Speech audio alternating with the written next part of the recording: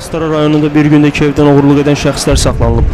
Astara rayonu Ərçivan qəsəbə sakini Elçin Məstəliyev rayon polis şöbəsinə müraciət edərək evdə olmadıqları müddətdə naməlum şəxslərin evə daxil olaraq 300 manat pul və qızıl zinət əşyalarının oğurlandığını bildirib.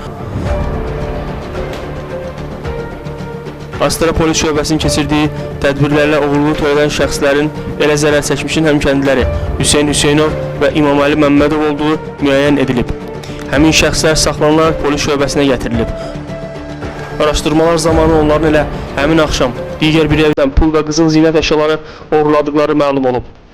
Saat 9 aralarında həmkəndim Ali İmaməli evə girmişik, qızıl zinət əşyaları götürmüşük və ikinci evə gəlmək başqa evə çıxmışıq. Bunlar da peşəməz Oğurlanmış qızıl zinət əşyaları onlardan aşkar edilərək maddi sübut kimi götürülüb. Faktla bağlı Astara rayon polis şöbəsində araşdırma aparılır.